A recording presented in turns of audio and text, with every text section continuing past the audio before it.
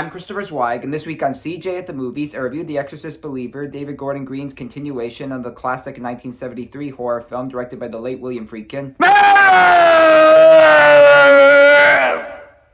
Anyway, I also review Reptile, the new murder mystery with Benicio del Toro and Justin Timberlake, the new rom-com She Came to Me, that is if we can call it a rom-com, with Peter Dinklage and Marisa Tomei, and the new crime thriller The Kill Room with Thurman, Samuel L. Jackson, and Joe Manganiello. Let's take a look. Our first movie is The Exorcist Believer, David Gordon Green's continuation of the 1973 horror classic The Exorcist, directed by the late William Friedkin. Let me be clear, that is one of the best horror films of all time. This one is one of the worst sequels of all time, and I skipped its sequels and prequels. Leslie Odom Jr. plays a photographer and widower whose daughter goes missing with another girl in the woods. After a 3-day search, they are both found, but with very little memory of what has happened. You were just walking and walking. That's all I remember.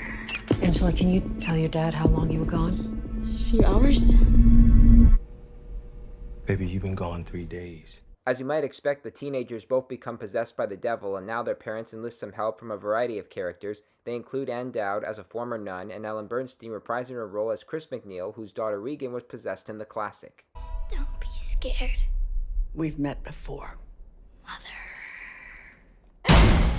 Green did a nice job bringing Jamie Lee Curtis back as Laurie Strode in the 2018 Halloween, but he misses the mark with The Exorcist Believer. It's not scary, it's not thought-provoking, and it's not iconic. It loses everything the classic horror film brought to movie lovers. Even The Nun 2 had better purpose than this. It's one of the worst films of the year, so skip it.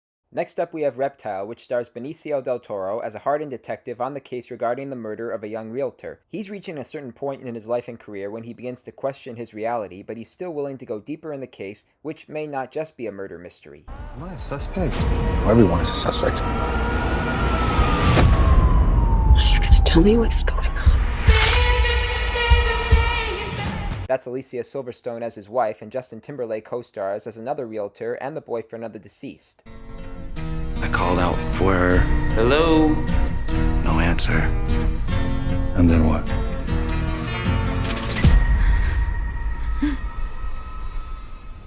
Reptile looks and feels like a David Fincher thriller with the right direction and leading man, but what I was really hoping for was a story that made sense and actually tested our minds. It all becomes complicated with the murders, the drugs, the money games, and the people affected by all of them. These things can be handled with the right ambiance and consistency, but it all tastes flat here. The performances and tone work better than the narrative.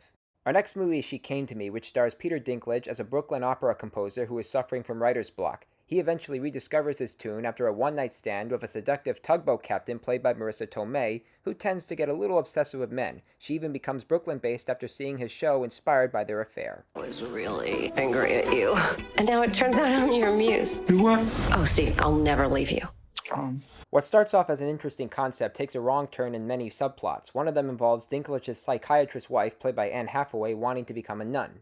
I love cleaning. Cleanliness is close to godliness. When my patients are talking, I imagine getting inside their heads with disinfectant and just scrubbing them down. And even more agonizing is that her 18-year-old racial son from a previous marriage is dating a 16-year-old daughter of her housekeeper. He gets in trouble for statutory rape, but only Dinklage can enlist Tomei's character to take them to Delaware so they can legally get married. She Came to Me was written and directed by Rebecca Miller, whose credits also include Proof and Maggie's Plan.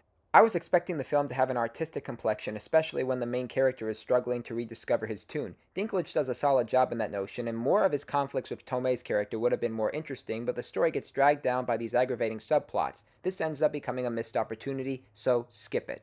And our last movie is The Kill Room, which reunites Pulp Fiction stars Uma Thurman and Samuel L. Jackson in a story that combines art with money laundering and murder. Thurman plays a struggling art dealer who comes across an offer she can't refuse, an offer regarding art and money. Jackson plays the crime boss who enlists her expertise and his hitman Joe Manganiello to become the artist. My 5-year-old makes better paintings. That's the beauty of this, you cretin.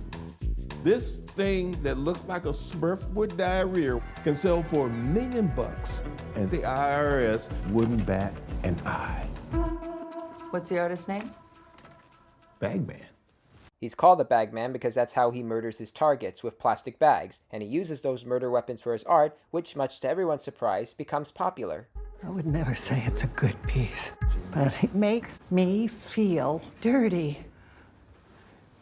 The story during the third act goes all over the place, but the kill room has the right kind of style and attitude to keep us involved. Thurman handles the world of crime much better than how Toni Collette handled it in Mafia Mama, and Manganiello is dangerous and funny as the murderer turned artist. This movie will obviously never top Pulp Fiction. I mean, what movie would? But it can entertain you in an interesting and zany aspect, so check it out. Okay, recapping this week's new movies, thumbs way down for The Exorcist Believer, thumbs down for Reptile, thumbs down for She Came to Me, and thumbs up for The Kill Room.